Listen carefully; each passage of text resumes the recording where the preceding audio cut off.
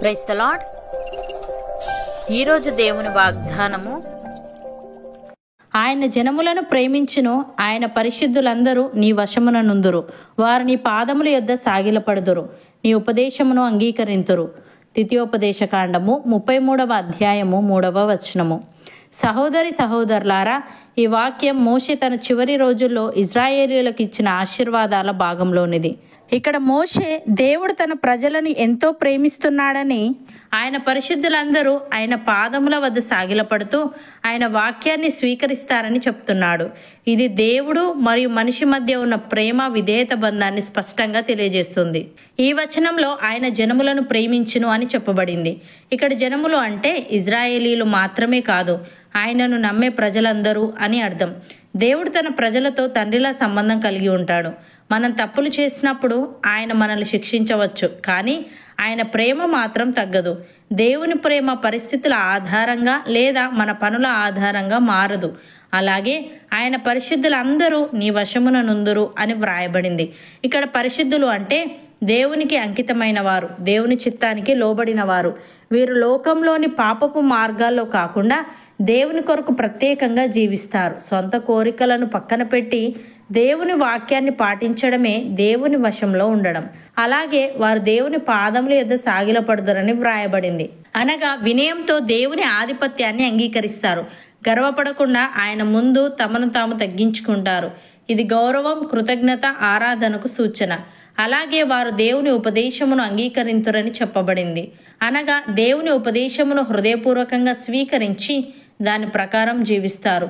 ఇక్కడ ఉపదేశము అంటే దేవుని వాక్యం. నిజమైన విశ్వాసి వాక్యాన్ని కేవలం వినడమే కాక దానిని ఆచరణలో పెడతాడు.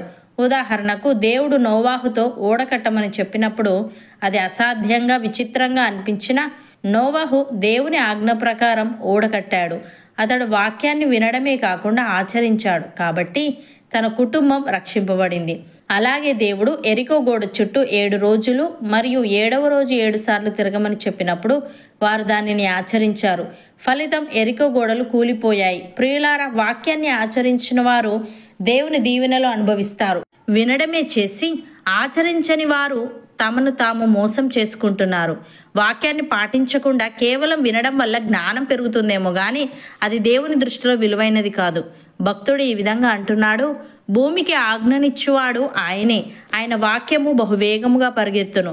గొర్రెబొచ్చు వంటి హిమము కురిపించువాడు ఆయనే, బూడిద వంటి మంచు కణములు చల్లువాడు ఆయనే, ముక్క ముక్కలుగా వడగన్లు విసురువాడు ఆయనే. ఆయన పుట్టించు చలికి ఎవరు నిలవగలరు? ఆయన ఆజ్ఞ ఇయ్యగా అవన్నీ కరిగిపోవును. ఆయన తన గాలి విసరజేయగా నీళ్లు ప్రవహించును.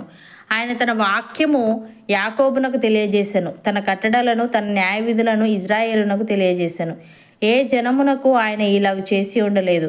ఆయన న్యాయ విధులు వారికి తెలియకయే ఉన్నవి. యెహోవాను స్తుతించుడి అని. ప్రియులారా, మన ఎడల దేవునికి ఉన్న ప్రేమను మనం ఎరిగిన వారమై దాన్ని నమ్ముకొని ఉన్నాము. దేవుడు ప్రేమ స్వరూపి అయి ఉన్నాడు. ప్రేమ యందు నిలిచి ఉండువాడు దేవుని యందు నిలిచి ఉన్నాడు, దేవుడు వాని యందు నిలిచి ఉన్నాడు. తీర్పు దినమందు మనకు ధైర్యము కలుగునట్లు దీని వలన ప్రేమ మనలో పరిపూర్ణం చేయబడి ఉన్నది. ఏలే అనగా ఆయన ఎట్టివాడై ఉన్నాడో మనము కూడా ఈ లోకంలో అట్టివారమై ఉన్నాము. ప్రేమలో భయం ఉండదు. అంతేకాదు, పరిపూర్ణ ప్రేమ భయమును వెళ్లగొట్టును. భయము దండనతో కూడినది. భయపడువాడు ప్రేమయందు పరిపూర్ణము చేయబడిన వాడు కాడు. ఆయనే మొదట మనలను ప్రేమించెను గనుక మనము ప్రేమించుచున్నాము.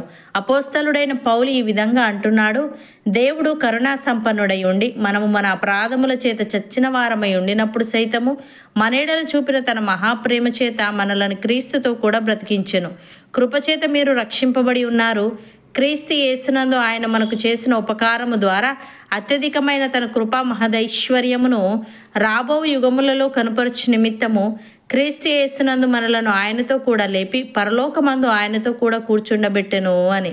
సహోదరి సహోదరులారా, మీరు క్రీస్తుతో కూడా లేపబడిన వారైతే పైనున్న వాటినే వెతుకుడి. అక్కడ క్రీస్తు దేవుని కుడిపార్శ్వమున కూర్చుండి ఉన్నాడు. పైనున్న వాటి మీదనే గాని భూ సంబంధమైన వాటి మీద మనస్సు పెట్టుకొనకుడి. ఏలే అనగా మీరు మృతి పొందితిరి, మీ జీవము క్రీస్తుతో కూడా దేవుని యందు దాచబడి ఉన్నది. మనకు జీవమై ఉన్న క్రీస్తు ప్రత్యక్షమైనప్పుడు మీరును ఆయనతో కూడా మహిమ యందు ప్రత్యక్షపరచబడుదురు. అవును అన్నవారు నాతో పాటు ప్రార్థనలో ఏకీభవించండి.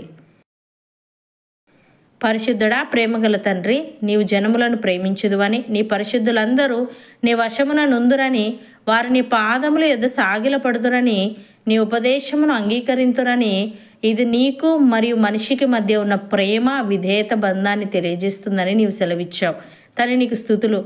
దేవా, మేము వాక్యాన్ని విని ఆచరించి నీ దీవెనలు పొందుకునే వారంగా ఉండుటకు సహాయము దయచేయమని, నీవు ప్రేమ స్వరూపి అయి ఉన్నావు గనుక ప్రేమ యందు నిలిచి ఉండువాడు నీ యందు నిలిచి ఉన్నాడు గనుక, నీవు వాని యందు నిలిచి ఉన్నావు గనుక మా యెడల నీకున్న ప్రేమను మేము ఎరిగిన వారమై దాన్ని నమ్ముకొని ఉండుటకు కృపచూపమని, పైనున్న వాటి మీదనే గాని భూ సంబంధమైన వాటి మీద మనస్సు పెట్టుకొనక, మాకు జీవమై ఉన్న నీవు ప్రత్యక్షమైనప్పుడు మేమును నీతో కూడా మహిమయందు ప్రత్యక్షపరచబడే భాగ్యం మాలో ప్రతి ఒక్కరికి నీవే అనుగ్రహించమని యేసుక్రీస్తు నామమున ప్రార్థిస్తున్నాము తండ్రి. ఆమెన్.